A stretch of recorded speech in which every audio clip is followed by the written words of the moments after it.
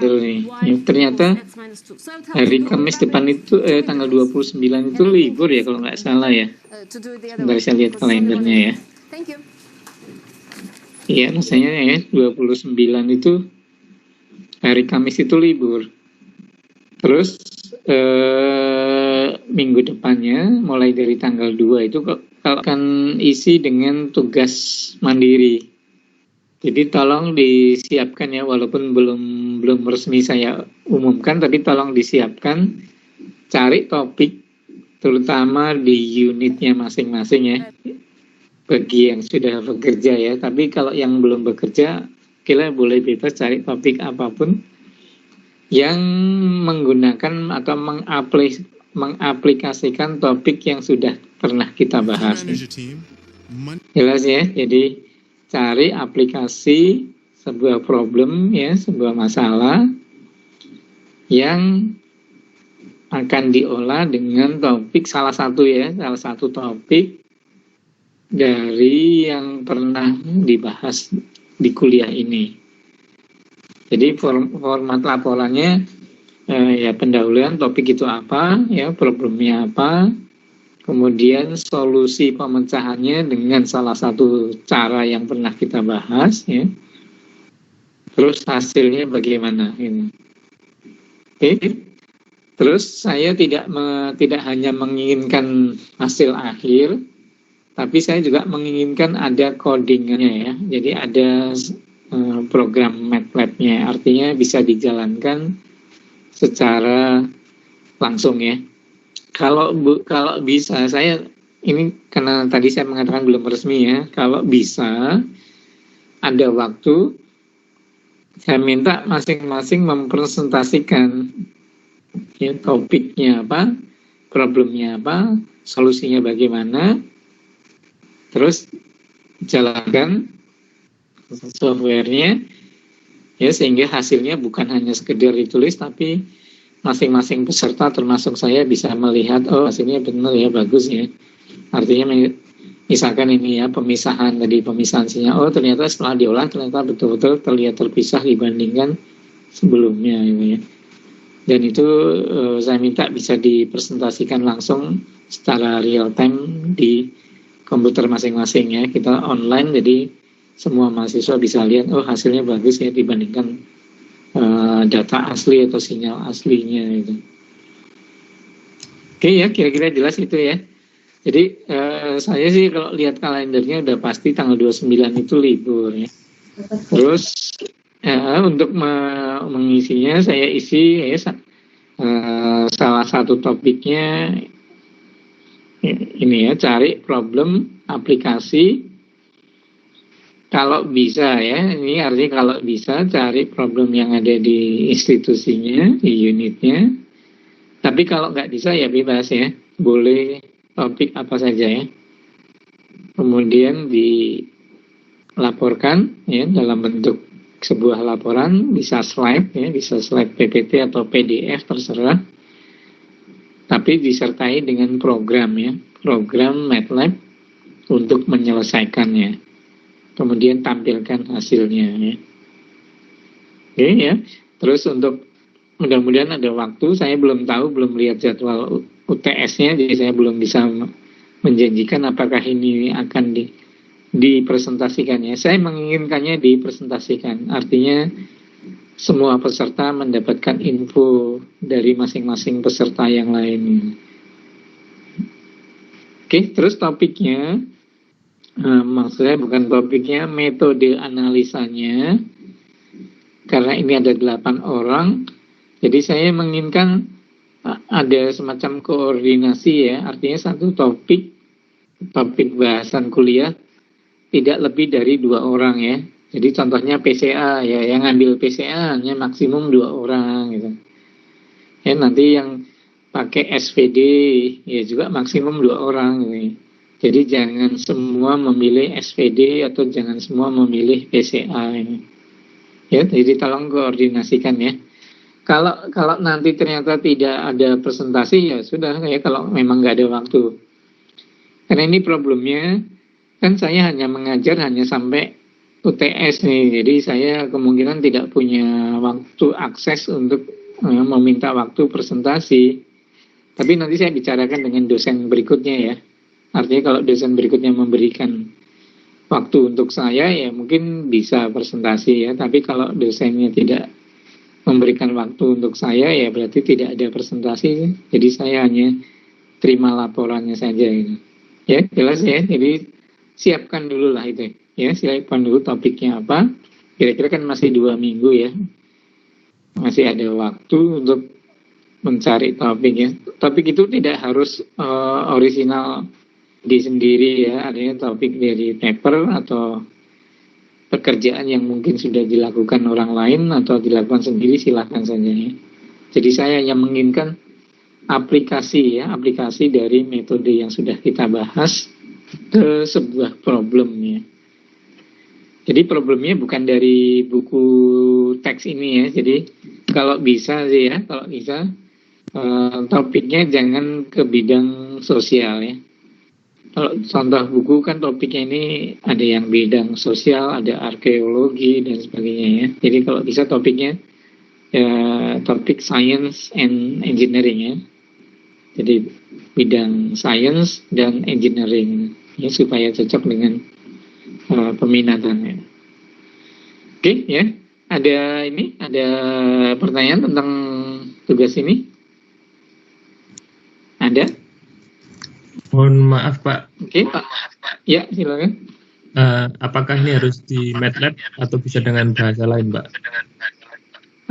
Saya sih menginginkannya MATLAB supaya kita semua bisa mencoba juga. Ya, artinya kalau itu menggunakan Python, nanti yang lain nggak ngerti. Gitu. Kan kita di kelas menggunakan MATLAB ya. Jadi kalau ketemu paper yang pakai Python atau pakai R, ya pakai R atau pakai yang lain ya coba di codingnya diubah, dipindahkan ke MATLAB ini. Ya walaupun mungkin MATLAB bisa menjalankan Python, tapi kalau bisa jangan ya, tapi gunakan codingan sesuai MATLAB-nya saja. Siap Pak, siap. Oke ya, mungkin kalau itu tidak diprestasikan ya tetap harus dikumpulkan ya. Mungkin nanti saya berikan waktu tanggal pengumpulannya ya, mungkin tidak persis tanggal 29, tapi kalau memang nanti ada presentasi ya tinggal dipresentasikan saja. Oke ya, jelas ya. Jadi artinya saya memberikan info ini di awal supaya lebih siap ya. Jadi yang pasti itu akan jadi salah satu poin ya, poin penilaian di mata kuliah ini. Oke ya, saya teruskan topik yang belum kita bahas, namanya ini ya. Sudah kelihatan ya di slide ya, multidimensional scaling ya. Sesuai arti katanya di sini scale ya, menggunakan skala. Jadi topik ini memang termasuk salah satu metode reduksi variabel, tapi bukan ditekankan pada penyederhanaan atau pengurangan atribut atau variabel, tapi lebih ditekankan selain ada pengurangan variabel harus ada sesuatu yang dipertahankan, yaitu similarity atau dissimilarity ya, dari datanya. Artinya matriks yang diperlukan sebagai input di metode ini adalah matriks yang berupa kemiripan atau ketidakmiripan dari data ya. Jadi bukan data mentahnya, tapi yang diinginkan adalah matriks yang diolah adalah info yang menggambarkan kedekatan, proximity ya. Proximity itu bisa berupa similarity, bisa kesamaan atau ketidaksamaan. Ya sih. Proximity atau kesamaan atau ketidaksamaan itu mestinya punya ukuran ya, Ukurannya ini yang sering dikatakan sebagai distance, jarak gitu ya. Jarak dari sebuah data ke data lain. Oke, jarak ini jangan diartikan sebagai jarak meter ya. Bukan sebagai jarak fisik meter, tapi jarak dalam hal data ya. Jadi datanya bisa aja bentuknya bukan angka, tapi mungkin ya teks. Tapi bisa aja teks ini punya kemiripan ya, misalkan bunyinya, konsonannya atau apa ya. Jadi tidak selalu berupa jarak dalam skala meter atau sentimeter ya, artinya bukan metriknya ya. Oke ya, nanti mungkin dari contoh akan jelas ya. Oke, saya tidak menggunakan buku exploratory data analysis ya, karena di situ teliti, maksudnya pembahasnya detail dengan cara step by step. Sedangkan yang buku statistik in MATLAB ini tidak detail, artinya algoritmanya tinggal pakai dari MATLAB ya. Tapi penjelasannya lebih detail, informasinya lebih detail di buku statistik in MATLAB ya, sehingga saya menggunakan buku ini ya, statistik in MATLAB ini. Oke ya, nanti akan saya tunjukkan juga yang dari buku exploratory ya, terutama langkah-langkah algoritmanya, karena yang dibahas di statistik in MATLAB ini hanya langsung perintah jadinya ya. Oke ya, saya teruskan ya. Jadi multidimensional scaling ini menganalisa data dalam bentuk tadi ya, similarity atau dissimilarity yang diwujudkan dalam bentuk distance ya. Distance itu macam-macam nanti ya. Oke, saya teruskan ya.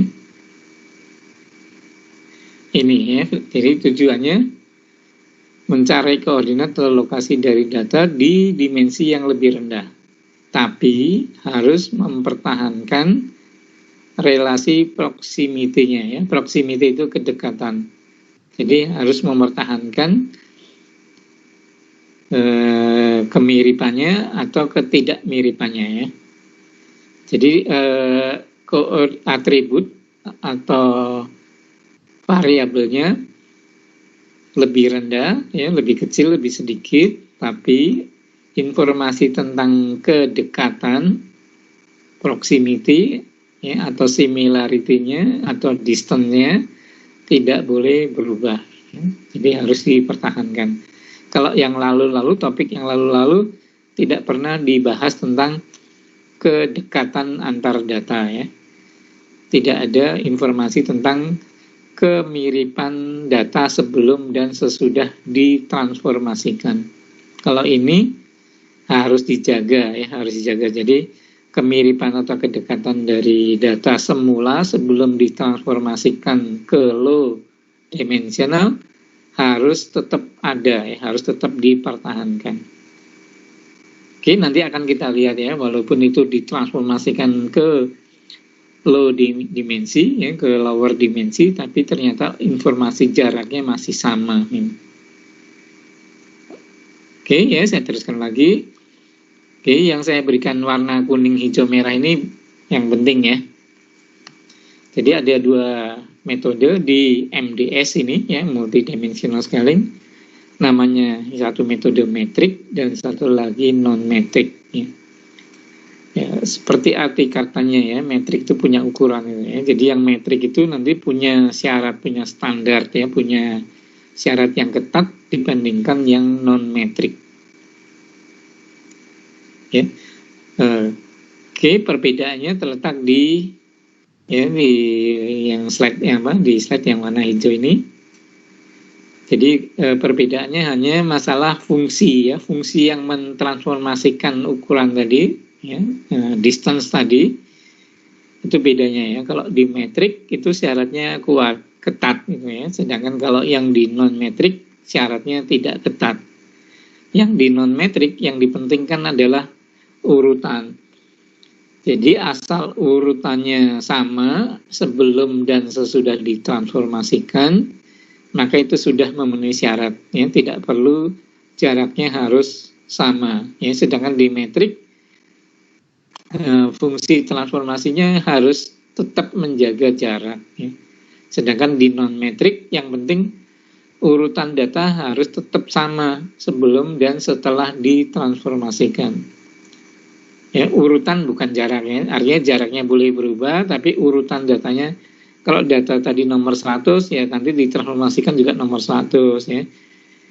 Tadinya 101, yang data ditransformasikan juga tetap di posisi urutan 101 gitu. Jarak antara 100 semula dan 101 boleh berubah, tapi ya urutan harus sama ya, sehingga seringnya disebut sebagai ordinal, MDS ordinal. Ordinal itu artinya order ya, urutan. Oke, ini tentang distance ya, bab ini. Jadi tadi saya mengatakan proximity. Proximity itu kan harus punya ukuran, ya, punya acuan. Ya, di sini yang digunakan adalah ini ya. Jadi distance.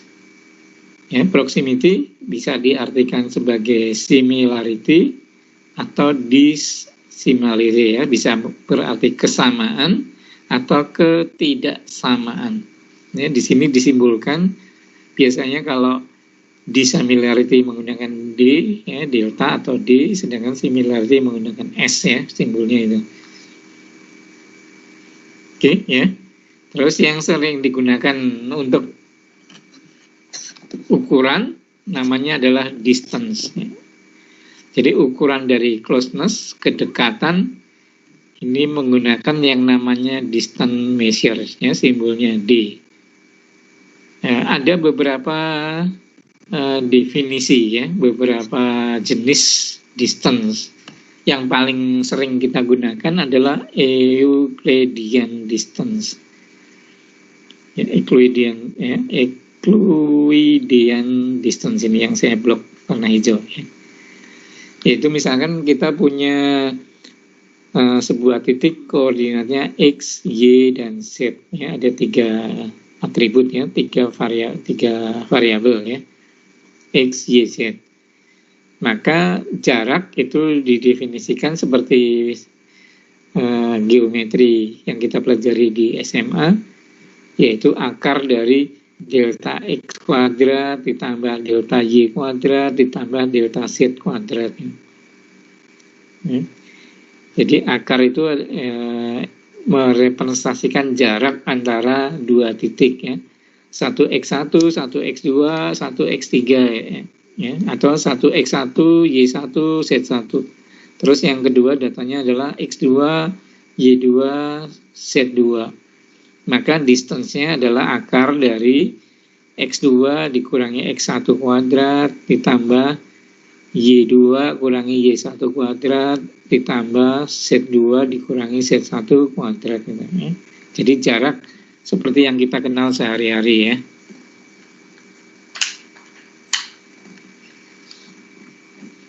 Oke ya, di sini dituliskan ya beberapa kriteria dari jarak ini ya. Jadi distance antara dia dengan dirinya sendiri ya pasti 0 ya, distance-nya 0. Terus distance itu tidak pernah negatif ya, jadi harga mutlak ini ya. Terus distance itu simetri ya, jelas ya. Jarak dari satu titik ke titik kedua ya sama dengan jarak dari titik 2 ke 1 ya, jadi bersifat simetri. Terus berlaku ini ya, triangle inequality ya. Jadi semacam Pythagoras itu ya, bahwa jarak dari 1 ke 2 itu lebih kecil atau sama dengan jarak 1 ke 3 dan ditambah dengan jarak 3 ke 1. Jadi bisa lebih kecil atau sama maksudnya ini. Oke ya, terus ini yang tadi saya katakan ya, ini yang di persamaan yang saya kotak ini ya, saya beri warna kotak merah, ini adalah Euclidean distance. Ya, yang tadi X1, X2 dikurangi X1 kuadrat tambah Y2 dikurangi ya, Y1 kuadrat dan seterusnya. Ada beberapa ukuran atau jarak. Oke, mungkin beberapa di antaranya sudah kenal ya, selain Euclideans, yaitu ini nih ya. Jadi ini tabel ini ya, menunjukkan beberapa ukuran dari distance atau jarak. Jadi masing-masing punya aturan sendiri untuk menghitung jarak dari satu data ke data yang lain. Yang paling gampang ya Euclideans ya, yang kita kenal sehari-hari. Oke, jadi mungkin yang akan banyak digunakan adalah Euclideans ya. Saya terus terang nggak banyak tahu tentang banyak ya, informasi yang ada di sini itu jaraknya, rumusnya apa saja. Di helpnya MATLAB juga tidak disebutkan, jadi kita harus mengacu ke buku yang lain.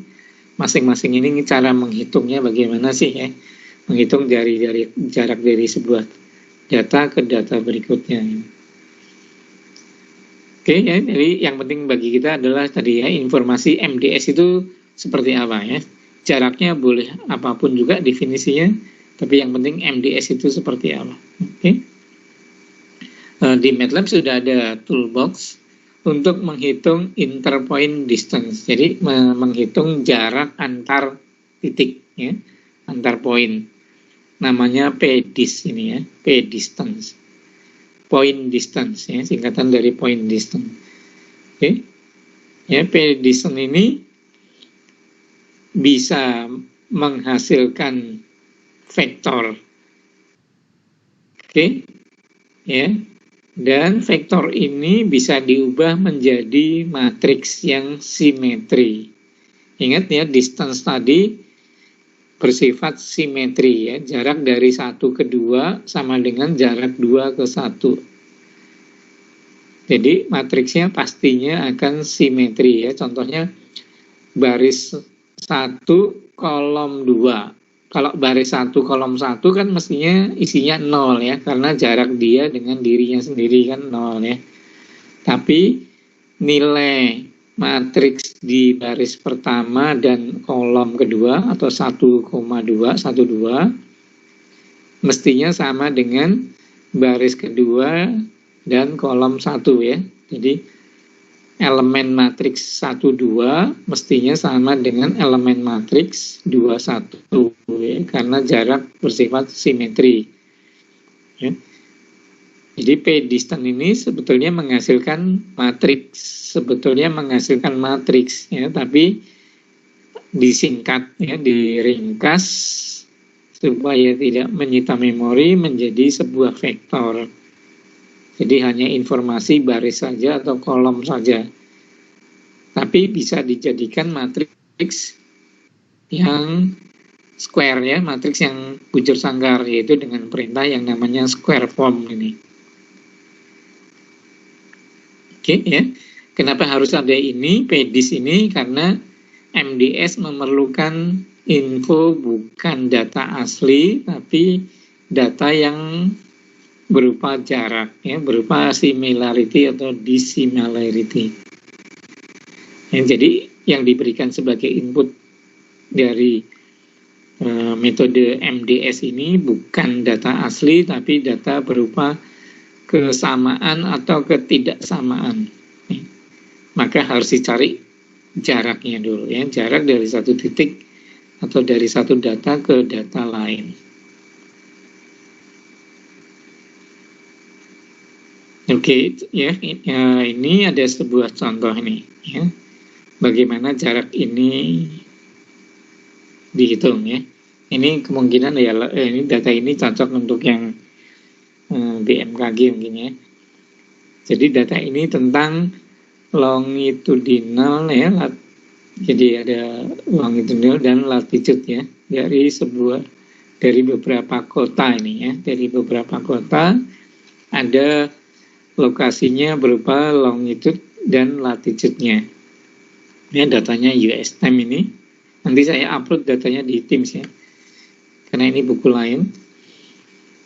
Jadi X itu berisi koordinat ya, longitude dan latitude dari beberapa kota ya di Amerika ya. Terus ini perintah berikutnya ya. Jadi X ini hanya mengekstrak longitude ya. Ini tanda titik 2 artinya semua ya, semua longitude, semua data. Ini juga latitude-nya juga semua data. ya, diambil masuk ke variabel atau matriks X ya. Terus di sini nanti diplot ya, diplot longitude-nya dengan latitude-nya. Ini akses membatasi sumbunya, jadi tidak defaultnya. Kemudian ada label X dan ada label Y ya. Ada title ya. Terus di sini dipilih beberapa kota untuk menuliskan nama kotanya. Jadi IND ini adalah indeks ya.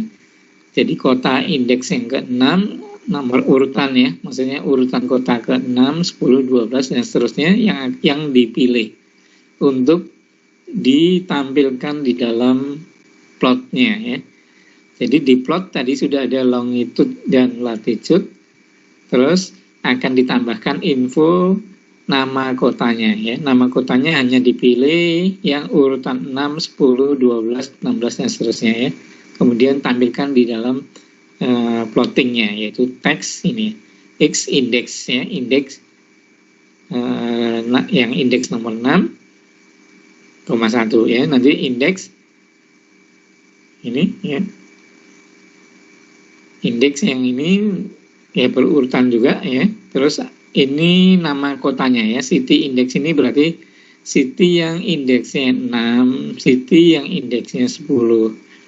Jadi di matriks city ini berisi informasi nama kota yang ditampilkan di dalam plotting ya, di dalam peta gambar hanya indeks 6, 10, 12 dan seterusnya ya. Sehingga nanti akan terplot seperti di gambar ini nih. Saya agak sedikit ke bawah ya. Oke, ini ya. Oke ya, kelihatan ya, sudah terlihat ya. Jadi di plot titik-titiknya, koordinatnya ya, longitude, latitude, dan dipilih ada informasi dari beberapa kota ya, hanya beberapa titik, tidak semua ya. Oke, jelas ya, kelihatan ya. Oke, ini hanya tampilannya dulu ya, belum ngitung distance-nya. Terus langkah berikutnya, saya kembali ke program tadi, harus dihitung distance dari kota ke kota ya, antar kotanya dihitung dengan perintah pdis ini. Oke, sudah terlihat pdis ya, dv ya, d-nya singkatan dari distance, v-nya itu vektor ya. Jadi distance vector, pdis, x, terus jarak yang digunakan ukurannya adalah Euclidean ya, Euclidean ini. Oke, karena di situ ada longitude, ada latitude, jadi mestinya jarak yang diukur atau yang dihitung adalah akar dari ya, selisih longitude kuadrat ditambah selisih latitude kuadrat, kemudian diakarkan. Oke ya, jelas ya. Jadi inilah cara bagaimana menghitung distance ya, jarak dari satu data ke data berikutnya. Ingat ya, jarak di sini tidak hanya berupa lokasi ya, tapi bisa berupa apa saja ya. Jadi data sosial pun bisa ya, tidak berupa harus dalam ukuran meter atau metrik. Oke, saya teruskan ya. Tadi kan MDS ini ada dua kategori besar, yaitu metrik dan non-metrik ya. Salah satu dari metrik ini namanya classical MDS ya, classical multidimensional scaling, termasuk dalam kategori metrik. Ya, cirinya adalah ya, ini ya, delta itu adalah dissimilarity ya. Di classical MDS, similarity yang dihasilkan D ya, DIJ ini sama persis dengan dissimilarity atau distance sebelumnya. Jadi simbol delta ini menggambarkan atau menginformasikan dissimilarity atau distance dari sebelum ditransformasikan, ya, dari data yang sebelum ditransformasikan. Sedangkan D, huruf D, ini adalah dissimilarity setelah ditransformasikan. Ya, jadi pada classical MDS dituntut ya menghasilkan delta, ya, delta sebelum dissimilarity sebelum ditransformasikan sama dengan D setelah ditransformasikan. Nah, secara umum metrik MDS ya mengatakan yang di kotak di atasnya, ya, ini dissimilarity setelah ditransformasikan merupakan fungsi dari dissimilarity data sebelum ditransformasikan.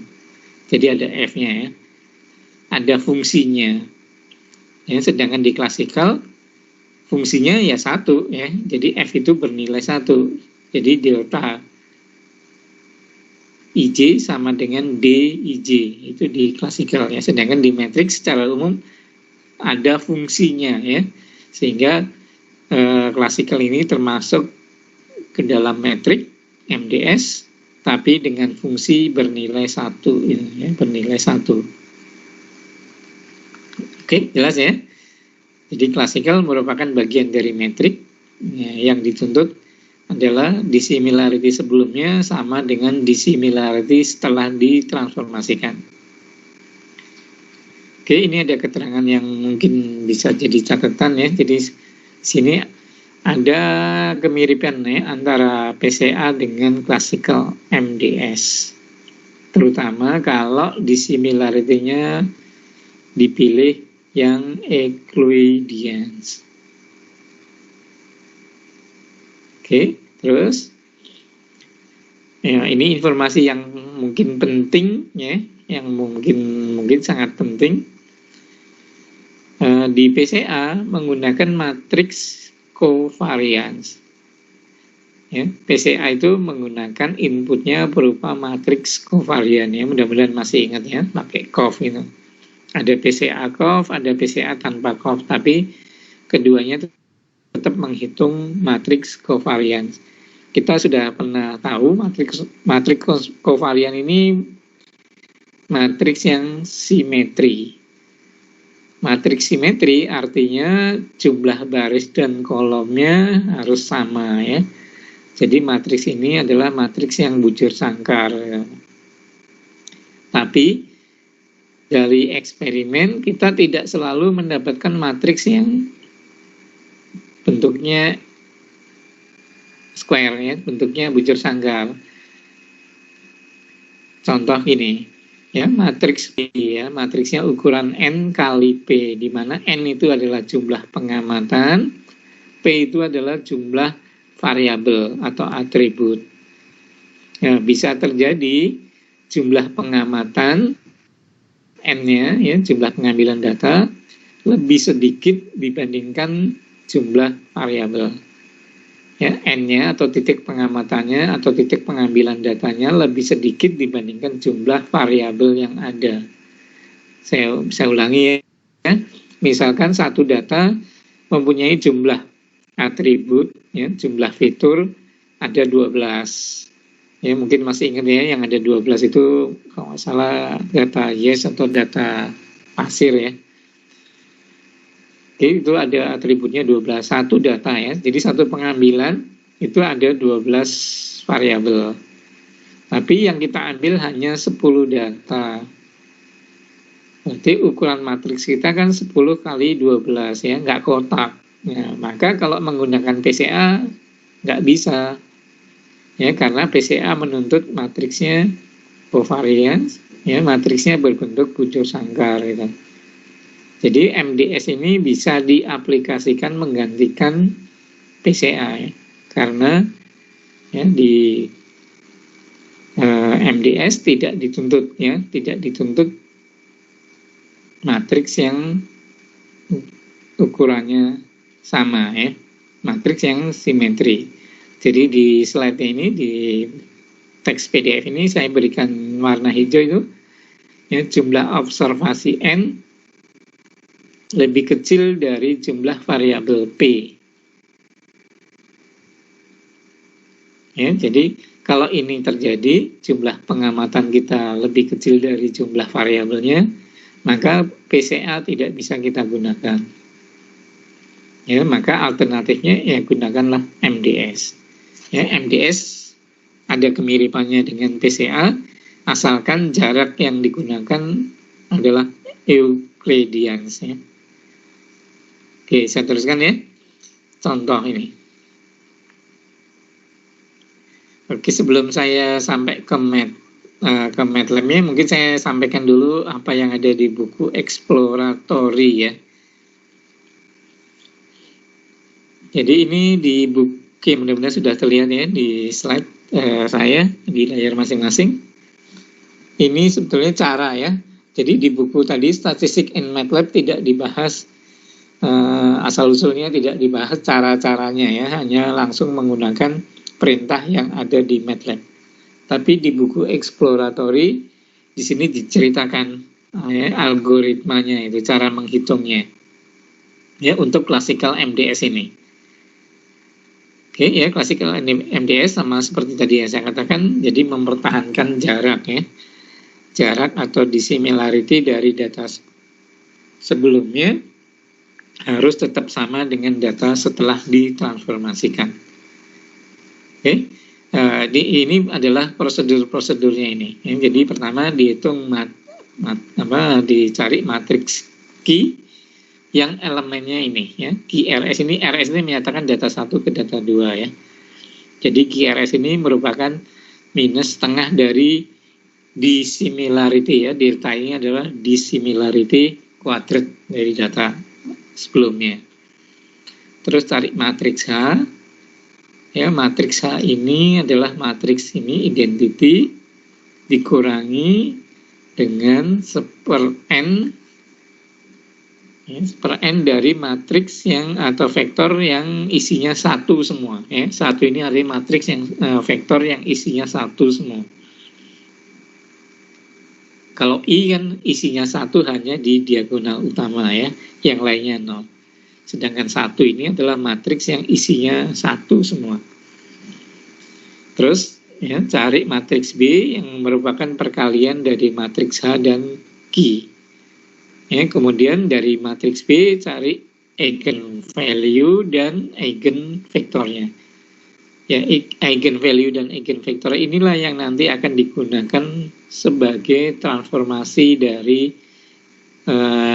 distance atau dissimilarity ke koordinat yang baru gitu. Ya, ini langkah-langkahnya ini. Ya, jadi kalau kita lihat langkah-langkah ini mirip seperti apa yang ada di PCA ya, yaitu berdasarkan eigenvalue dan eigenvektor untuk mereduksi jumlah variabelnya. Ya. Di situ ditulis T yang saya beri kotak ini ya, yang saya beri kotak ini. Oke ya.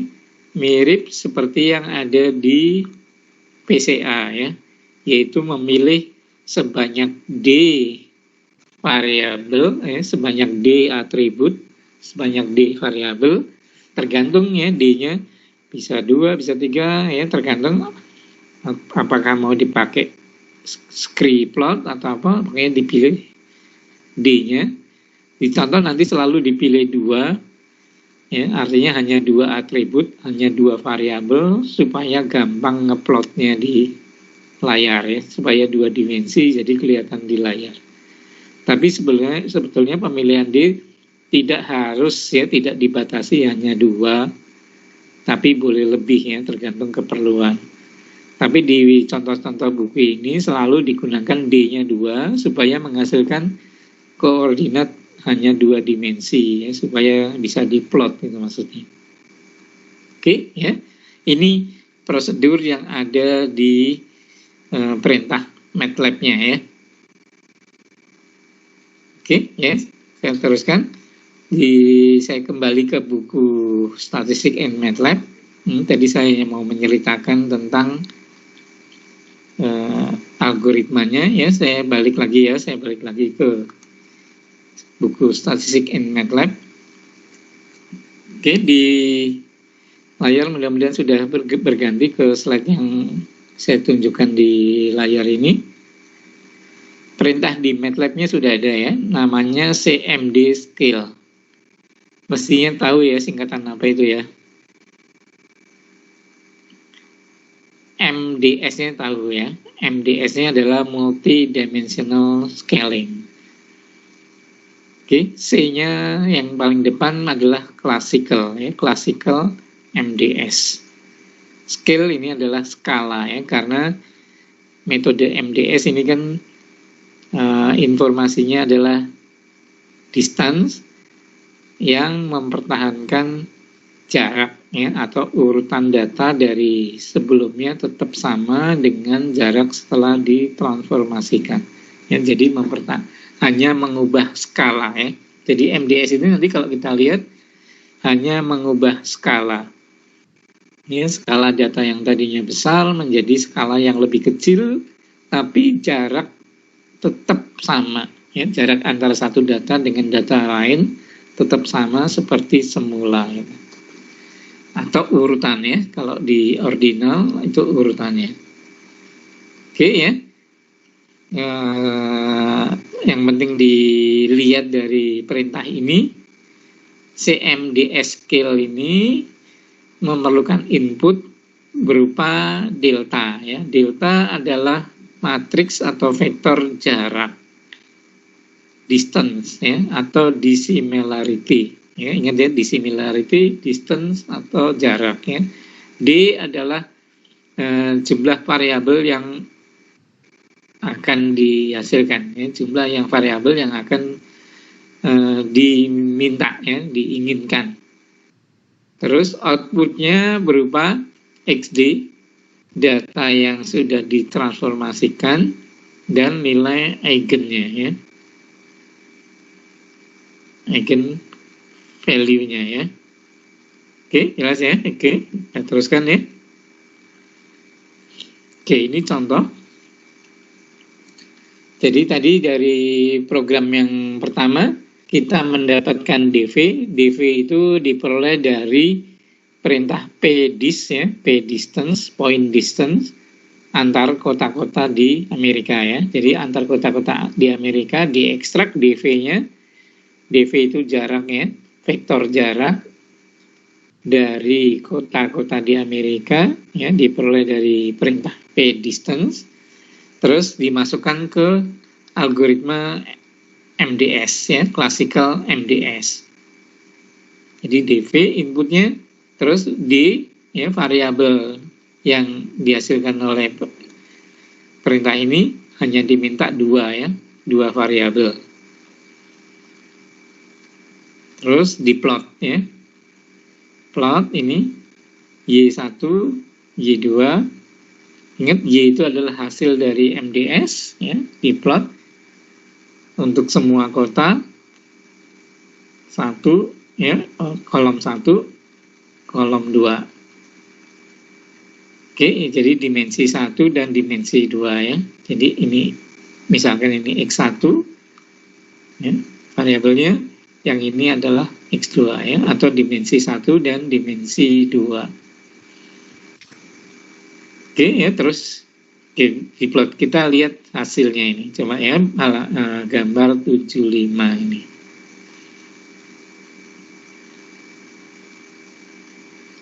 Oke, lihat, ya, perhatikan ini sebelum ditransformasikan. Kelihatan, ya, sudah kelihatan, ya, di gambar ini yang saya tampilkan adalah plotnya atau peta sebelum ditransformasikan. Lihat koordinatnya sumbu X dan sumbu Y, ya, lihat koordinatnya, nilai angkanya minus 25 gitu, ya, dari 25 sampai 50, X-nya 130, 70, ya, minus 130 sampai 70.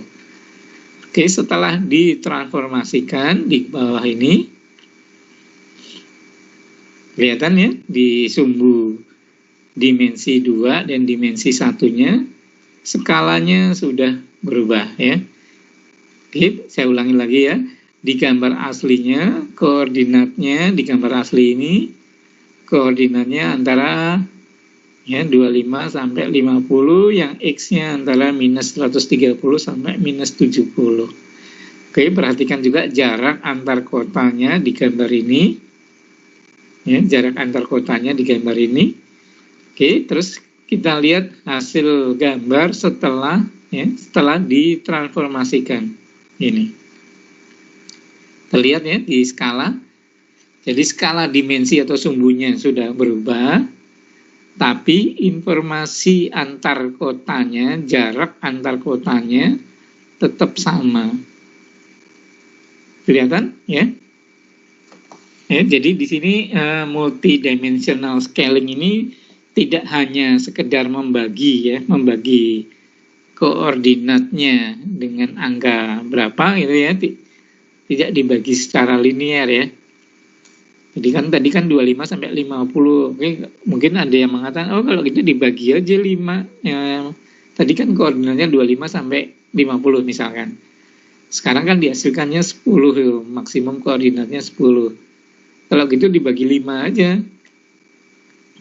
Nah, mestinya kalau itu dibagi 5, maka jarak antar kotanya juga tetap akan dibagi 5 ya. Artinya kalau kita hanya sekedar melakukan pembagian dengan angka 5, kemungkinan besar jarak antar kotanya juga akan semakin kecil ya.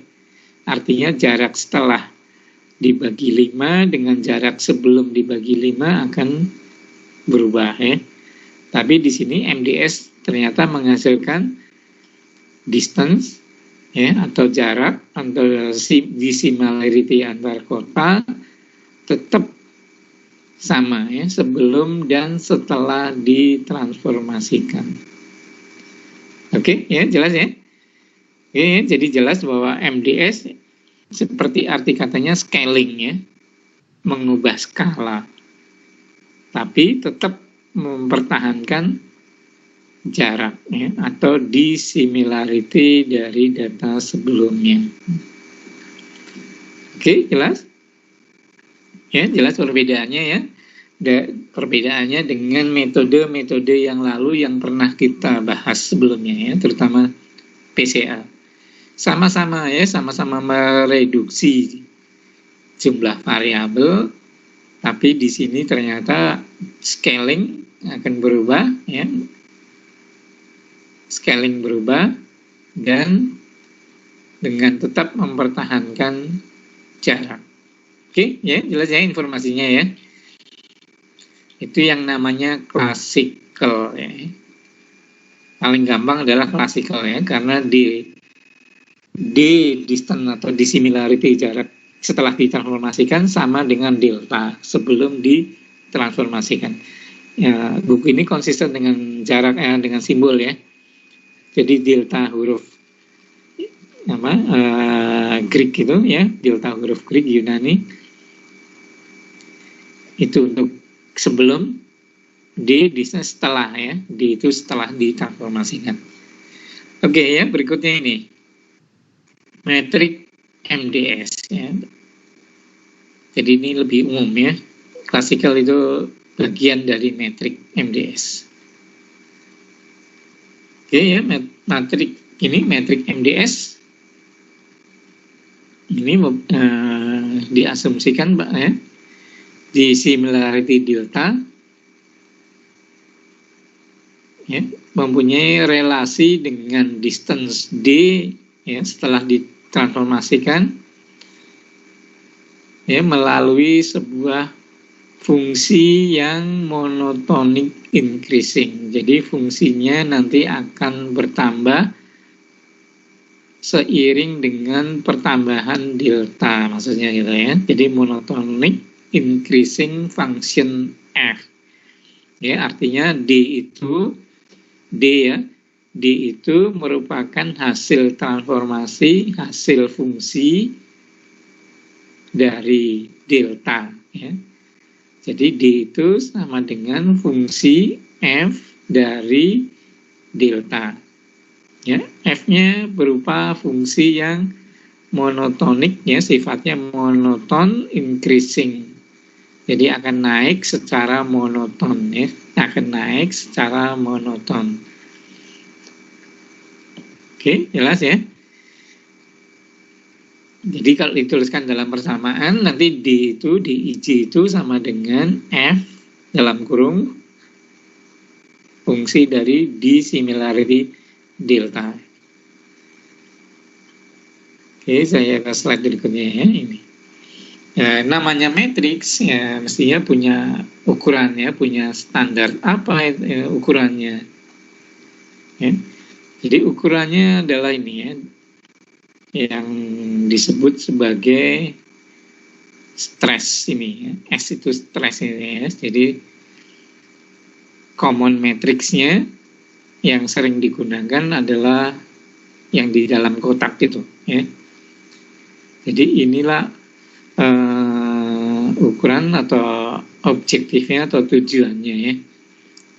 Objektif functionnya atau mungkin cost functionnya, ya, sering disebut sebagai objective function atau cost functionnya yang akan menjadi target untuk dioptimalkan, ya. Jadi untuk mempertahankan jarak sebelum dan sesudah ditransformasikan, maka algoritmanya akan memperkecil, mengoptimalkan fungsi S ini. Ya, jadi kalau kita lihat fungsi S ini di persamaannya merupakan selisih antara, ya, D setelah dan delta sebelum ditransformasikan, ya. Jadi kalau D sama dengan fungsi F delta, maka nilainya ini akan 0, ya. Artinya S-nya betul-betul bagus gitu, ya. Karena objektif ini, objektif function ini menjadi targetnya, ya, menghasilkan angka yang kecil, menghasilkan nilai yang kecil yang menyebabkan delta dan fungsi F delta tadi sama persis, ya, tujuannya itu. Terus di bawah dari S itu ada scale factor. Scale factor ini ya, bisa berubah-ubah tergantung dari yang dipilih, ya. Jadi di MATLAB sudah ada pilihan untuk scale factor menggunakan kriteria apa, ya. Jadi metrik scale factor ini di MATLAB dituliskan dengan simbol kriterion ini.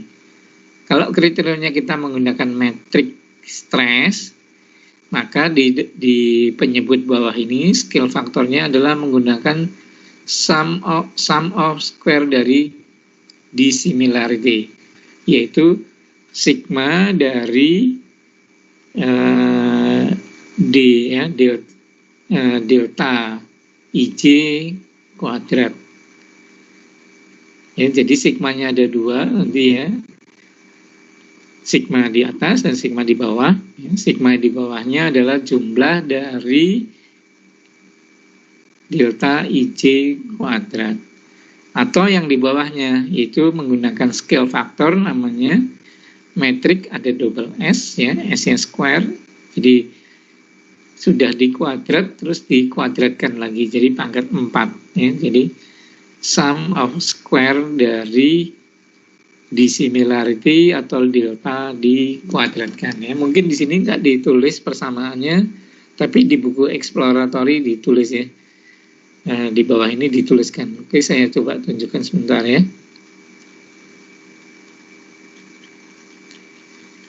Mudah-mudahan saya masih ingat lokasi persamaannya.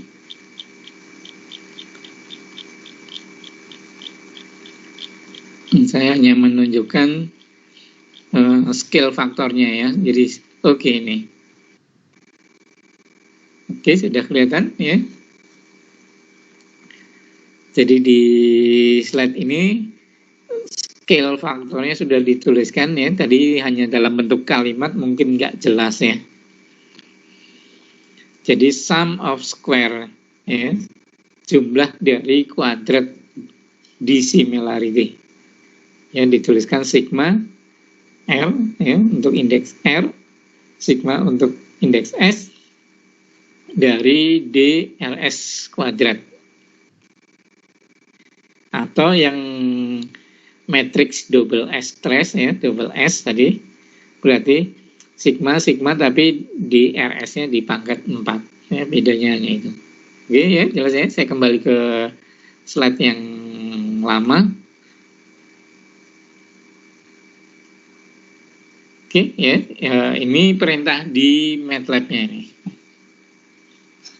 Tidak ada huruf C di depannya ya. Tadi kan perintah yang classical MDS adalah C di depannya ya, C MDS. Kalau ini huruf C-nya hilang ya, berarti ini matrix MDS ya, matrix MDS, MD scale.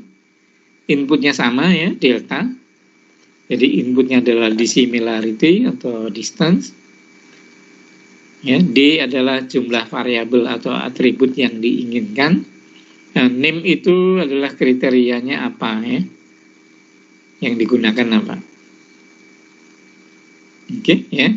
Jadi kriterianya nanti bisa berupa metrik stress tanpa double S atau metrik dengan double S ya, untuk stresnya ya. Oke, contohnya mungkin jelas akan terlihat di sini.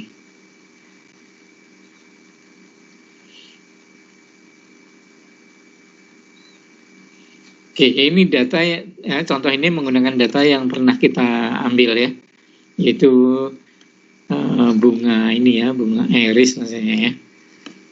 Oke, X-nya itu ada 3 jenis bunga ya, setosa, versicolor, dan virginica ini. Oke ya, belum ada distannya ya, ada setosa, ada versicolor, dan virginica. Terus dihitung distance-nya ya.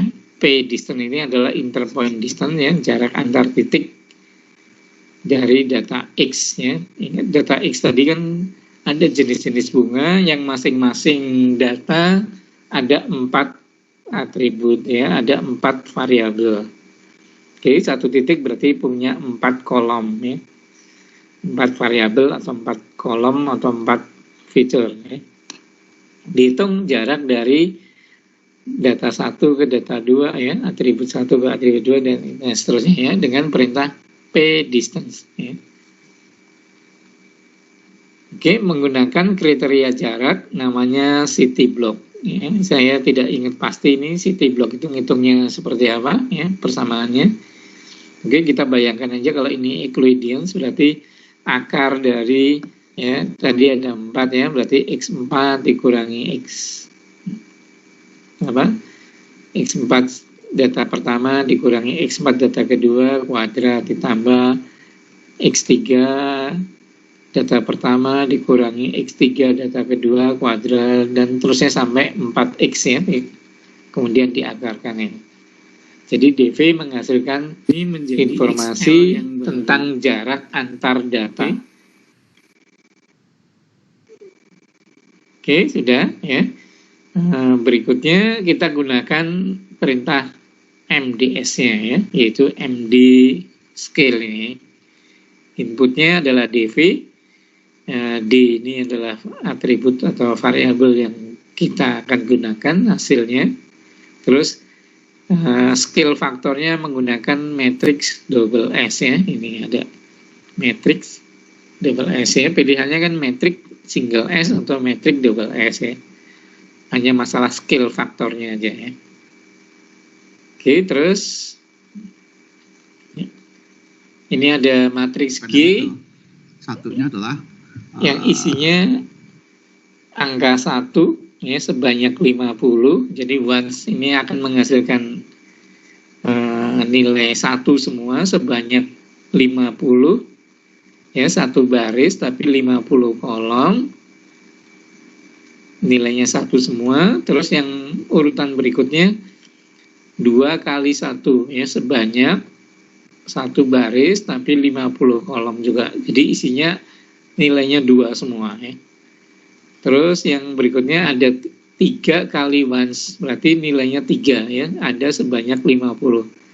Jadi matriks G ini akan berisi angka 1 sebanyak 50 kali, akan berisi angka 2 sebanyak 50 kali dan berisi angka 3 juga sebanyak 50 kali. Jadi total ada 150 data ya, G. G ini menggambarkan kategori ya. Jadi kategori 1, kategori 2 dan kategori 3 ya maksudnya. Ya, untuk mengelompokkan aja ya. Oke, terus di sini hasilnya diplot ya menggunakan perintah gscatter. Ya, group scatter. Jadi X merupakan hasil transformasinya ya. Ingat hanya diambil 2 karena D-nya 2 ya. Diplot scatter dengan menggunakan informasi G. Ya, artinya gini, kalau G-nya berisi angka 1, maka diplot dengan tanda titik ini. Ya, kalau G-nya berisi angka 2, maka diplot dengan menggunakan simbol lingkaran. Ya, kalau G-nya 3, maka diplot dengan yang ini, diamond ya. Jadi berupa kotak diamond kalau G-nya 3 ya. Jadi ini menggunakan group ya, plot group. Kalau G-nya sejenis, maka diplot dengan urutan pertama ini ya. Kalau G-nya 2 sejenis juga, jadi semua yang urutannya 2 akan diplot dengan tanda lingkaran ya, simbol lingkaran. Kalau ketiga ya, tadi kan G itu isinya 1, 2 dan 3 kan ya, ada sebanyak 50. Jadi ada angka 1 50, nanti 50 titik akan diplot dengan tanda titik ya, simbol titik. 50 data akan diplot dengan lingkaran ini ya, sesuai urutannya ya. Jadi di XD itu ada 150, di mana 50-nya yang pertama itu adalah tadi ya setosa, terus yang 50 lagi adalah versicolor ya, 50 lagi dan seterusnya ya. Jadi ada 3 buah jenis ya, 3 jenis. Itu nanti akan diplot ya ke dalam layar ya. Sehingga hasilnya kalau kita lihat ini langsung ke hasilnya ya. Lihat hasil gambarnya akan jadi seperti ini nih tadi. Oke, ya. Jadi ada tanda ini, titik ini. Ya, ini yang G-nya 1, terus ada yang lingkaran ya, circle yang diplot dengan tanda bulat-bulat ini ya. Ini data yang kedua dan ada data ketiga yang berbentuk diamond diplot. Ya. Oke, ya saya mungkin untuk jelasnya sih lebih baik ngeplot data sebelum ditransformasikan dan setelah ditransformasikan ya, supaya bisa melihat apakah hasilnya ya, koordinatnya berubah tapi jarak antar datanya tetap ya, untuk melihat itu ya. Tapi tetap di sini karena ini yang metrik ya, metrik itu ada fungsinya, ada fungsi, maksudnya ada transformasinya, ada fungsi F-nya. Jadi di sini artinya jarak semula dan jarak setelah ditransformasikan belum tentu sama persis ya. Kalau tadi yang klasikal kan jelas ya, di matematiknya ada tanda sama dengan. Jadi setelah ditransformasikan dengan D sebelum ditransformasikan akan sama. Kalau ini hanya proporsional ya, jadi artinya hanya sebanding D setelah ditransformasikan sebanding ya, proporsional dengan delta sebelum ditransformasikan. Oke ya, jelas ya. Ini yang namanya metrik ya. Jadi perintahnya tinggal hilangin huruf C-nya ya. Oke, jelas ya.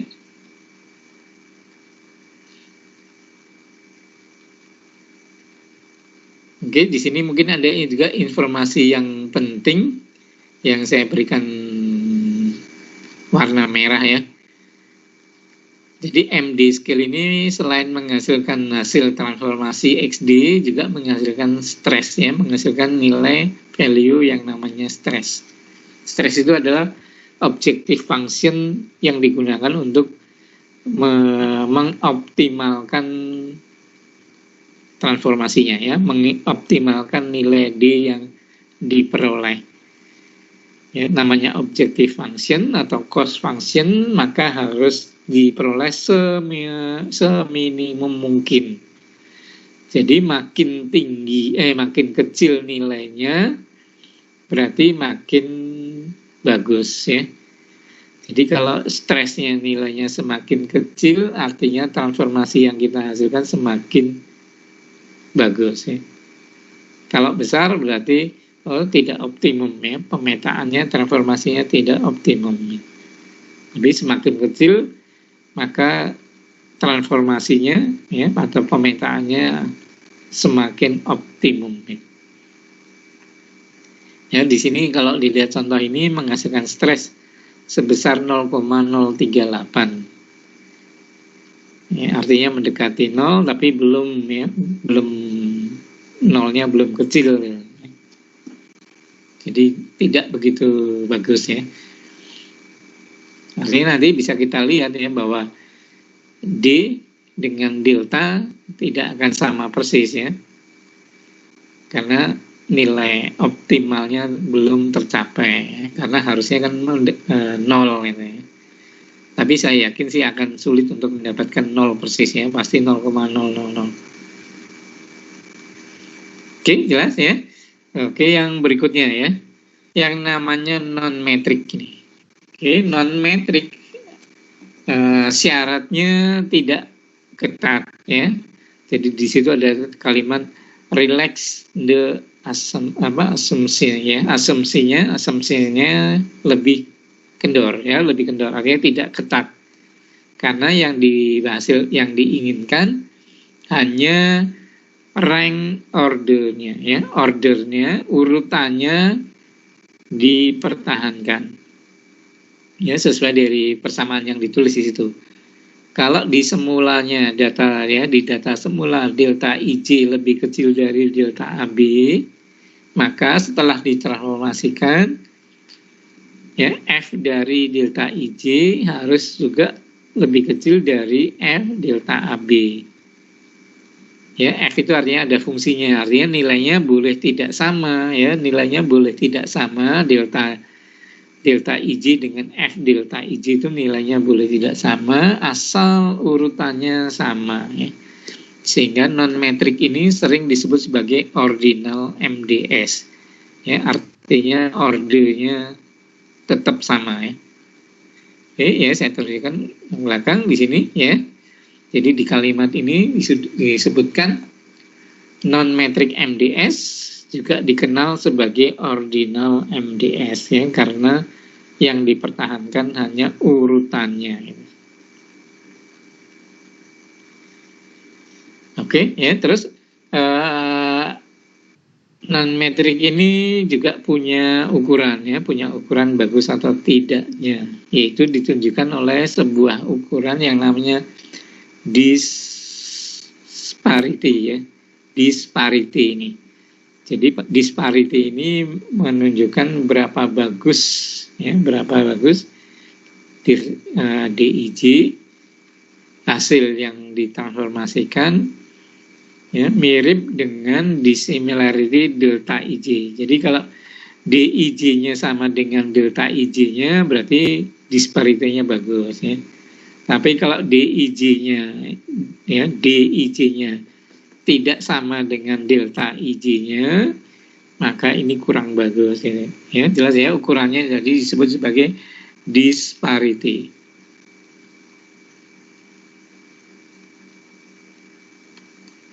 Oke ya, perintah di MATLAB-nya saya tidak tunjukkan ini ya, algoritma di non-metrik ya, tapi langsung ke perintah di MATLAB-nya ya, sama menggunakan MDS scale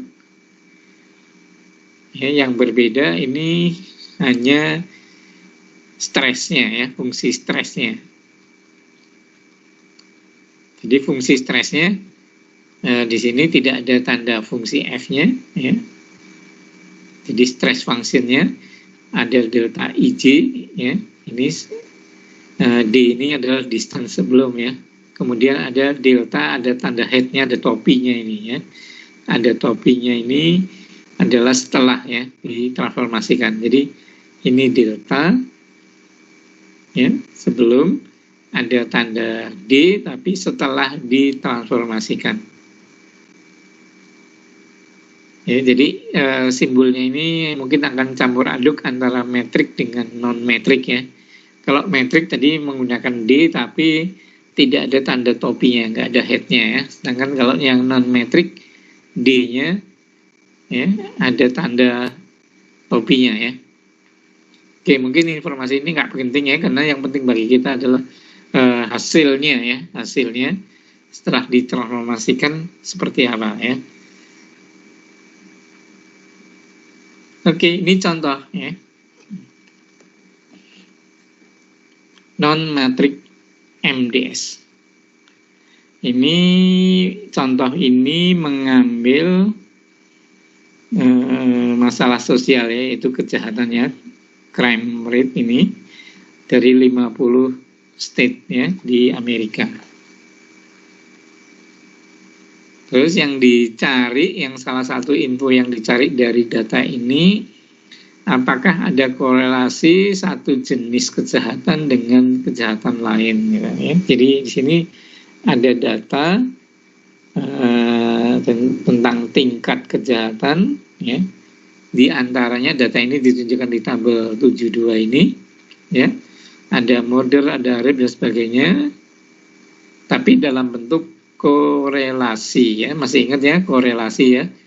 Jadi di sini artinya di kolom pertama ini, di kolom pertama baris pertama ini murder, ini korelasi murder dengan murder sendiri ya, artinya dirinya dengan dirinya sendiri, maka korelasinya kan selalu nilainya 1 ya. Sedangkan yang di baris pertama dan kolom kedua ini adalah korelasi ya antara murder dengan rape ya, artinya tidak begitu berrelasi ya. Oke ya, jelas ya. Jadi ini matriks atau tabel ini adalah tabel korelasi antar jenis kejahatan di Amerika ya. Terus kita ingin tahu apakah contohnya misalkan apakah murder dengan rape itu punya korelasi ya, seberapa dekat korelasinya atau jauh nggak sih korelasinya ya. Karena yang kita inginkan kan MDS adalah scale ya, jarak. Ada kaitannya nggak sih, ada kemiripannya nggak sih, atau kejadian itu terjadi bersamaan atau enggak sih gitu ya. Oke ya, itu yang akan dilihat ya. Jadi dari data-data ini diinginkan ada informasi lain yang bisa ditampilkan setelah datanya diolah. Ya, mungkin kalau dari tabel ini mungkin akan sulit diperoleh informasi tadi ya. Apakah kejadian pembunuhan itu berkaitan dengan data rape? Ya? Ada atau enggak itu ya? Apakah murder berkaitan dengan data ini perampokan ya, robbery ini dan sebagainya ya? Oke ya. Oke, terus ya. Ini datanya juga nanti saya upload ya, kemungkinan belum pernah saya upload sebelumnya ya, data dari buku statistik and mathematics ini. Oke ya, tinggal di load. Oke, tadi ya. Oke ya, datanya crime.mat, tapi isinya adalah matriks korelasi ya. Oke, terus ini datanya sudah saya jelaskan di sini ya.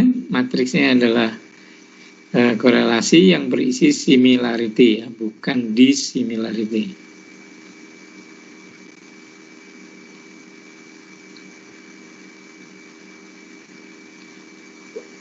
Oke, terus ya perintah yang digunakan di MATLAB MDScale ya, crime ini adalah datanya.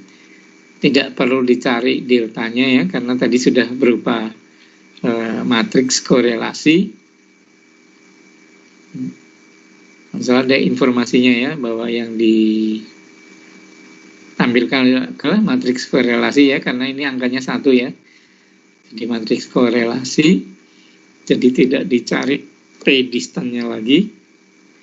Terus ya langsung Oke, menggunakan perintah ini ya, md skill, ini datanya, terus d-nya adalah 2 ya, hanya 2 atribut. Nah, menggunakan scale faktor yang namanya stress ya, single. Udah ya. Terus kemudian diplot ini ya. Oke, diplot.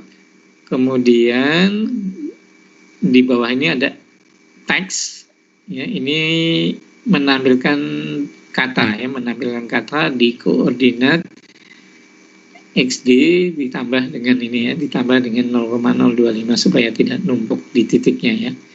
Terus namanya diambil dari ini ya, crime label. Jadi teksnya diambil dari file yang namanya atau variabel namanya ini ya, crime lab ini labelnya.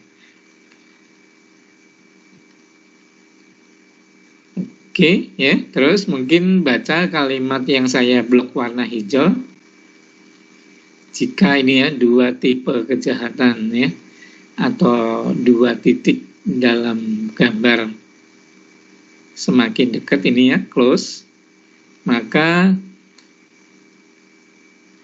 tingkat ini ya, tingkat kedua kejahatan ini akan berkorelasi dengan baik ya.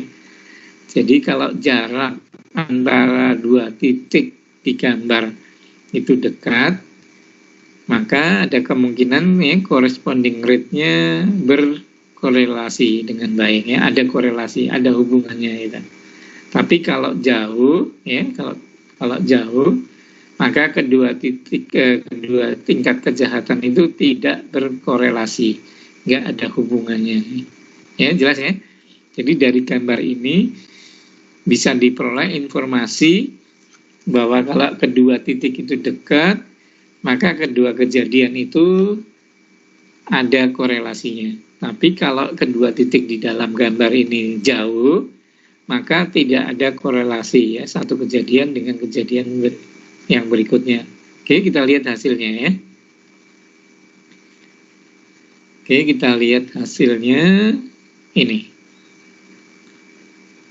Ya, di teks ini disebutkan bahwa ini ya, assault ini dengan murder ini dekat ya.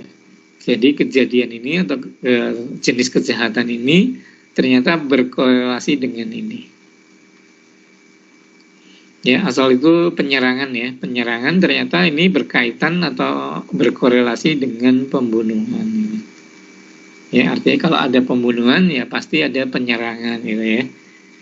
Jadi informasi yang disampaikan ke polisi ini bahwa kalau ada pembunuhan ya ada korelasinya dengan penyerangan itu. Tapi di sini antara murder dengan robbery jauh ya. Jadi perampokan dengan pembunuhan ini jaraknya jauh. Artinya kedua jenis kejahatan ini tidak berkorelasi, tidak punya hubungan. Ya, kemudian juga antara ini ya pencurian mobil ya dengan ini ya, dengan pembunuhan maupun dengan rape ataupun dengan ya dengan rape atau dengan ini ya maling ini burglary ternyata jaraknya jauh ya, maka tidak ada korelasinya. Oke ya jelas ya. Jadi dari data tadi belum terlihat informasi yang dikandung di dalamnya ya, tapi setelah diolah dengan MDS kita tahu jarak antara satu kejadian dengan kejadian berikutnya ya. Jarak itu dissimilarity atau similarity ya, menggambarkan itu. Ya, bisa kita dapatkan informasinya apakah suatu kejadian, sebuah data itu punya korelasi, punya hubungan nggak dengan data atau kejadian yang lainnya. Ya, dengan melihat jarak, similarity atau dissimilarity dari kedua data. Oke, jelas ya. Jadi di teks ini yang saya berikan warna hijau disebutkan ya assault ini dan murder itu dekat ya, yang berarti bahwa keduanya berkorelasi tinggi ya. Tapi antara robbery dengan auto theft ya, ini pencurian mobil tidak punya korelasi ya. Jadi tidak ada hubungannya antara perampokan dengan pencurian mobil ya. Tapi penyerangan dengan pembunuhan ini berkaitan gitu. Oke ya, terus yang terakhir ya tentang tadi disparity. Disparity masih ingat ya, menggambarkan apakah bagus nggak transformasinya ya. Jadi jaraknya bagus nggak ini ya. Ada transformasinya bagus atau enggak. Oke ya, di sini tadi kan sudah disebut ya, itu how well ya, berarti berapa bagus ya pemetaan yang dihasilkan. Artinya pemetaan dengan hasilnya ya, data semula dengan data hasil transformasinya bagus atau tidak ya. Ya, di sini disebutkan ya, ini menggunakan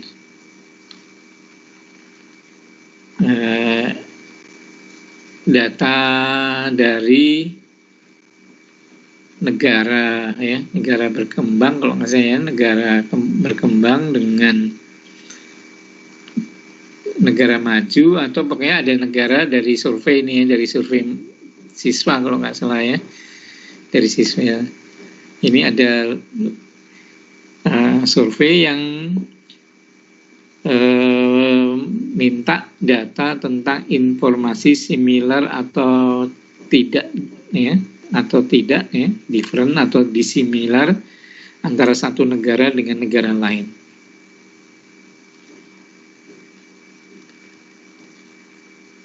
Oke ya, jadi saya ulangi lagi ya, ada data atau informasi dari siswa yang diminta surveinya yang menuliskan apakah satu negara punya kesamaan, similar, atau perbedaan dengan negara lainnya. Jadi ada range nilainya 1 sampai 9.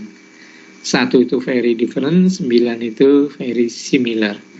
Jadi diminta memasukkan angka itu ya, disimpan dalam data yang namanya ini ya, countries.mat ini. Data ini punya 3 ya, punya informasi 3 file. Yang pertama ini nation ya, terus NAT dan NAT label ya. Jadi yang nation ini data asli yang nilainya 1 sampai 9.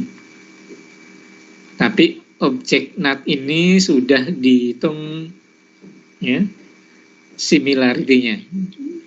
Jadi sudah dihitung ya, ini angka 1 sampai 9 ini data asli, NAT ini sudah diproses ya. Kemudian NAT label itu adalah nama negara ya. NAT label adalah nama negaranya. Oke, ada 12 ya, 12 countries ini ada 12. Oke, ya, terus gunakan ini MD scale untuk memproses ini ya, similarity datanya NAT, menghasilkan output hanya 2 atribut, 2 variabel ya, menggunakan objective function double S stress, nanti menghasilkan XD ya, negara-negaranya, fungsi stresnya bagus atau enggak, dan ada disparity ini ya, yang mau kita lihat adalah disparity. Terus di plot ya. Oke ya. Oke, saya tunjukkan ini hasilnya ini.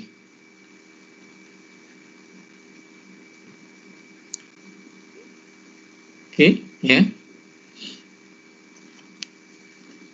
Saya terus terang tidak tahu persis ya negara-negara ini seperti apa, tapi di buku ini disebutkan ini. Kenapa Cina, Yugoslavia, dan US ya, Soviet itu dekat gitu, ya. Artinya jarak antara titik Cina, Yugoslavia, dan USSR ini dekat. Ingat ini survei persepsi dari siswa ya. Terus kenapa Amerika, Israel, Jepang, Prancis itu dalam satu daerah yang dekat juga. Tapi Kongo, Kuba, ya, Egypt, India itu ada di sisi yang lain. Itu kenapa yang India, Kongo tidak dekat dengan Amerika. Gitu. Ya, apalagi Brasil. Gitu. Jadi ternyata dari informasi ini, dari survei ini dihasilkan bahwa persepsi siswa itu mengatakan Cina, Yugoslavia itu punya kemiripan, yaitu sama-sama negara komunis, gitu, ya. Kemudian Kongo, Kuba, Egypt kok deket-deket, ya karena ini punya kemiripan juga, yaitu sama-sama negara miskin, gitu, ya. Tapi yang kanan, yang USA, Amerika, Israel, Jepang, Prancis itu adalah negara-negara maju, gitu, ya, negara-negara kaya. Gitu. Jadi ini sekali lagi persepsi dari survei, ya. Jadi survei kan diminta untuk menuliskan angka 1 sampai 9 tentang perbedaan atau kesamaan dari negara-negara itu, ya. Dari survei ini kemudian diekstrak bagaimana persepsi siswa tentang negara-negara ini, ya. Ternyata gambarannya menghasilkan ini, ya, bahwa siswa itu ternyata menggolongkan Cina, Yugo, dan US, ya, Soviet ini ke dalam satu negara yang punya kesamaan, gitu, ya. Begitu juga Amerika, Israel, dan Jepang ini ternyata punya kesamaan juga karena dekat, gitu, ya, jaraknya dekat maksudnya, gitu, ya.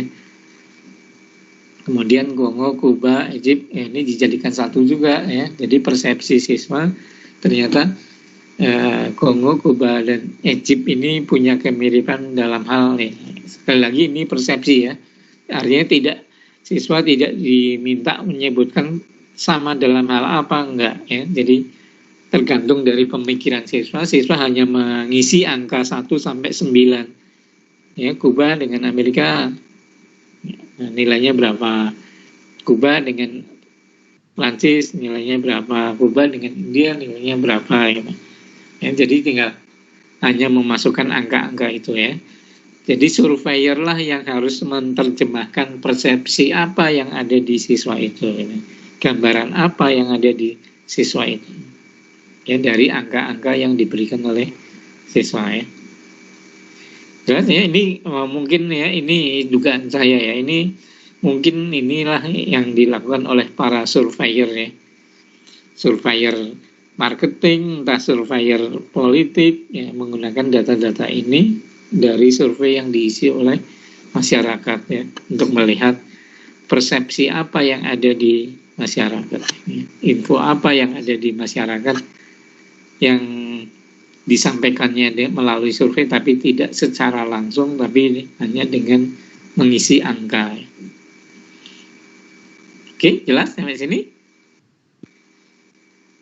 Ya, jelas, oke, ya, jelas, ya. Jadi intinya saya hanya mau mengatakan MDS ini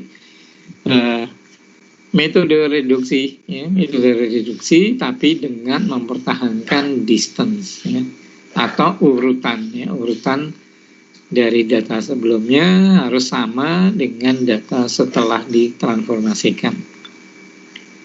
Oke, ya. Sebetulnya transformasi ini tidak menghasilkan reduksi variabel, ya, karena kalau dilihat tadi matriks XD itu isinya sama, ya. Jadi sama seperti PCA dan metode yang lain, tetap menghasilkan dimensi yang sama, tapi user atau pengguna lah yang harus menentukan, memilih, ya, variabel apa, atribut mana, berapa macam atributnya yang bisa digunakan atau yang akan diambil.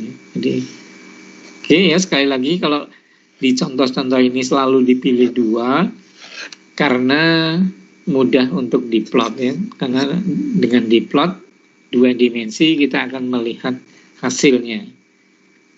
Ya, tapi kalau menggunakan 3 dimensi mungkin akan lebih jelas lagi, ya, dari sisi mana, gitu, ya. Oke, ya, nanti ada bab tersendiri untuk visualisasi, ya. Jadi analisa data tidak hanya berdasarkan angka-angka, tapi juga bisa berdasarkan gambar, ya. Gambar yang menunjukkan apakah ada pola, ya, apakah ada kedekatan satu data dengan data lain, tapi secara visual. Ya, tapi itu bagi saya sih tidak terlalu menarik ya. Visual itu hanya bisa digunakan sebagai alat bantu ya untuk melihat apakah ada pola ya, apakah ada klaster, apakah ada kelompok di data itu atau tidak ya.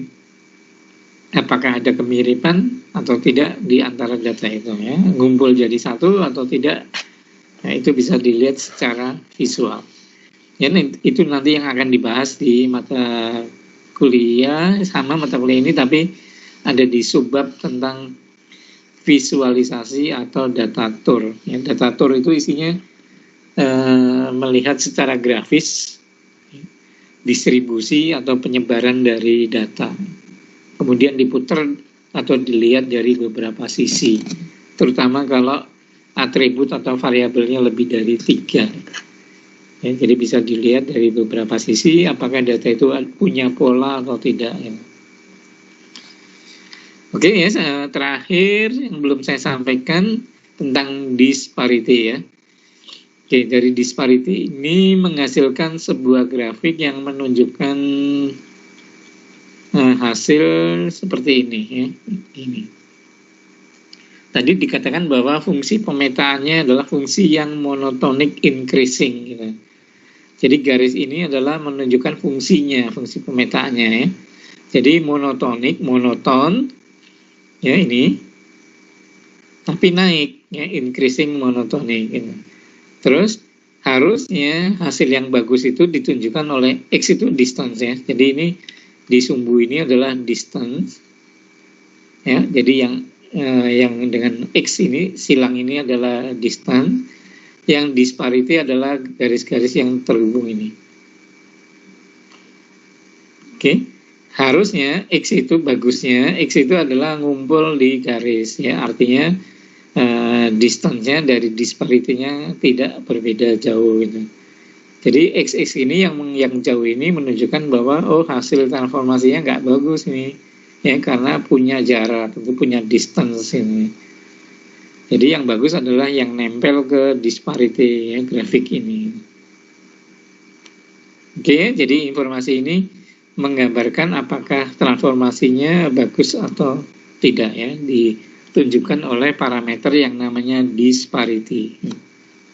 Ya, makin jauh jaraknya dari disparity berarti hasil transformasinya tidak bagus atau kurang bagus. Oke ya, topik berikutnya nanti ya. Ini mungkin karena bahannya terlalu banyak tapi waktunya sedikit ya. Jadi mungkin saya terkesan tergesa-gesa dan tidak sempat memberikan banyak tugas ya. Karena saya lihat topiknya sangat banyak sebenarnya, sedangkan jatah saya itu hanya sampai UTS ya. Jadi target saya berikutnya saya hanya ngambil yang penting. Ya, sebetulnya di chapter 4 dari buku Exploratory itu ada topik tentang data tour. Ya, tadi yang saya katakan ya, data tour ini melihat plotting data dengan cara proyeksi ya. Jadi kalau variabelnya ada 8 diproyeksikan ke salah satu bidang, nanti proyeksikan lagi ke bidang lain, jadi diputar gitu datanya ya. Datanya diputar supaya kita bisa melihat proyeksinya dari data itu ke bidang-bidang tertentu dan diputar secara kontinu. Jadi nanti gambarnya akan berupa semacam video ya, gambar yang proyeksi tapi bergerak sesuai dengan view atau arah pandangan kita gitu. Jadi isinya tentang visualisasi ya, visualisasi data ya. Bagi saya mungkin tidak begitu menarik ya, saya akan membahas ini ya. Jadi bab 45 ini Independent Component Analysis, dan satu lagi untuk yang chapter 3 ini saya bahas tentang ini ya, metode yang menggunakan neural network ya, artificial neural network approach. Jadi reduksi data tapi menggunakan neural network. Ya, itulah yang tadi saya sebut sebagai ini ya, self organizing map ya, menggunakan neural network untuk mereduksi jumlah variabel atau jumlah dimensi data. Oke, ya mungkin hari Kamis yang akan datang ya. Jadi hari Kamis yang akan datang targetnya masih ada 2, mudah-mudahan selesai ya. Saya rasa sih selesai karena di algoritma SOM ini sebetulnya sulit, tapi di MATLAB-nya sudah ada ya, sudah ada perintahnya built-in.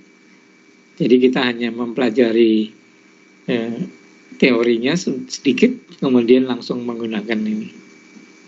Ya, ini sering dipakai sebagai clustering ya, clustering data untuk mengelompokkan data, tapi secara unsupervised ya. Jadi di neural network itu ada 2 kategori, supervised ya, datanya ada labelnya, ada kelas-kelasnya, dan yang kedua adalah unsupervised, di mana datanya tidak punya label ya, tidak punya kelas.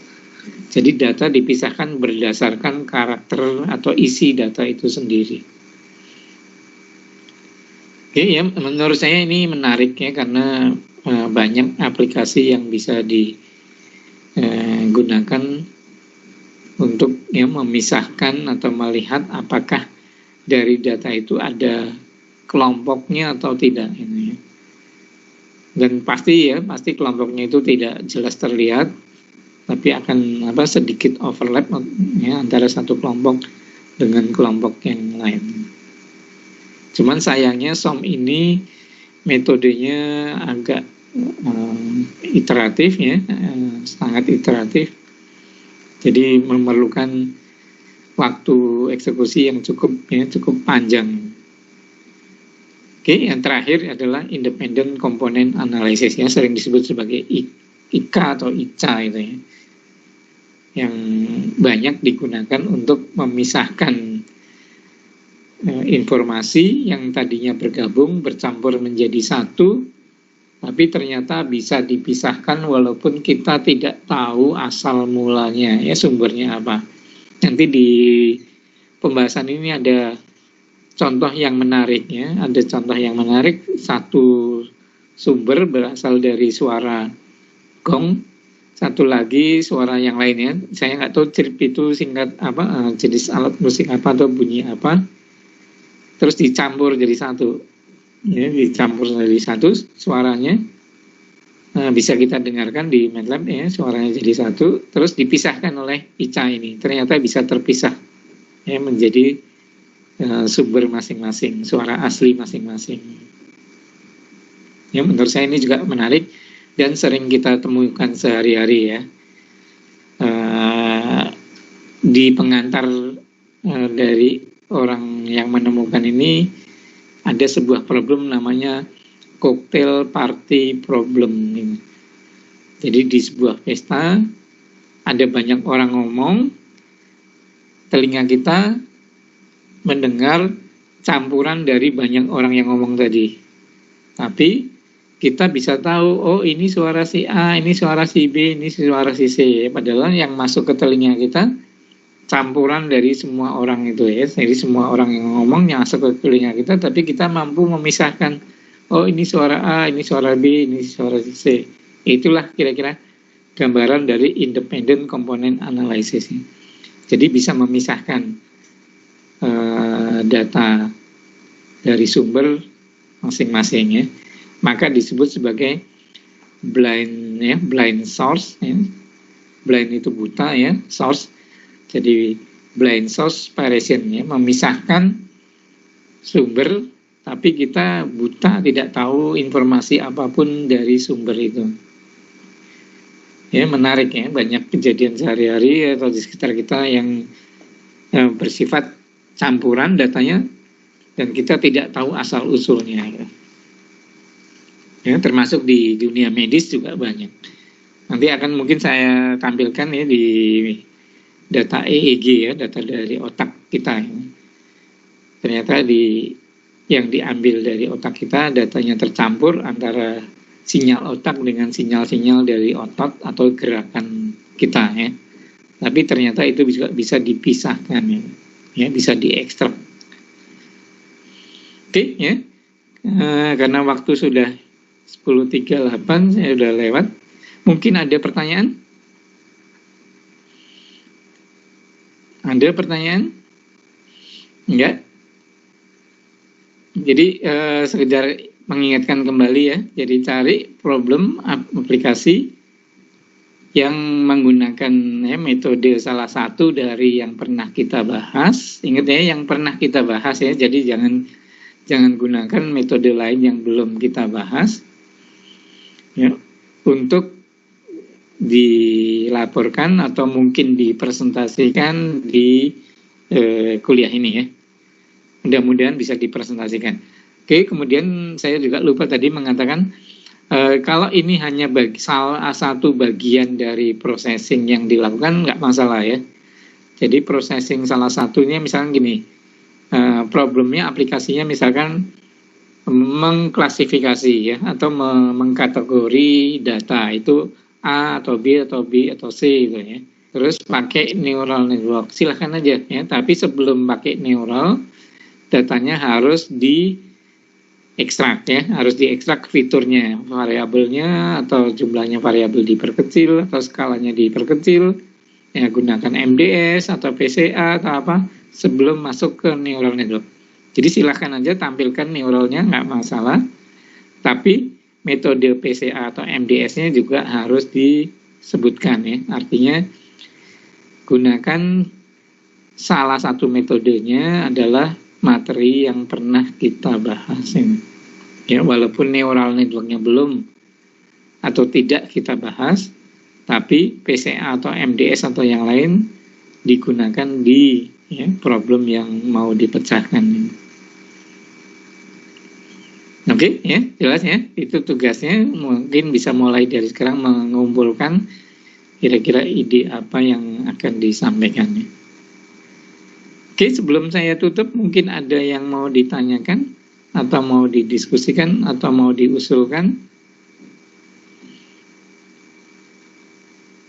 Ya. Mohon izin Pak, mau tanya Pak. Tadi Bapak Ya. sampaikan Bapak sampai UTS. Nanti setelah UTS akan dilanjutkan oleh Pak Dwi Seno rasanya ya. Setahu saya di SIAK bukannya ada informasi itu ya. Di SIAK itu ada 2 dosen ya. Seingat saya sih. Ya, namanya Pak Dwi Seno. Nanti mata kuliah komputasi juga sama rasanya, saya dan Pak Denny rasanya. Jadi batasnya adalah UTS. Jadi setelah UTS nanti akan diganti oleh dosen lain. Setahu saya juga mata kuliah matematika ya akan dipecah juga jadi 2 rasanya ya. Ya, sampai sekarang belum ada informasi apapun dari Kaprodi. Jadi saya tetap berpedoman sesuai apa yang ditulis di SIAK ya. Tapi mungkin nanti ada perubahan, saya nggak ngerti ya. Tapi yang pasti sementara ini asumsi saya apa yang ada di SIAK itulah yang akan saya jalankan ya. Iya, baik Pak. Terima kasih Pak. Ya. Oke, ada lagi yang lain? Enggak? Oke, kalau tidak ada, saya akhiri kuliah hari ini ya. Terima kasih sudah hadir. Oke, kita teruskan lagi. Ya.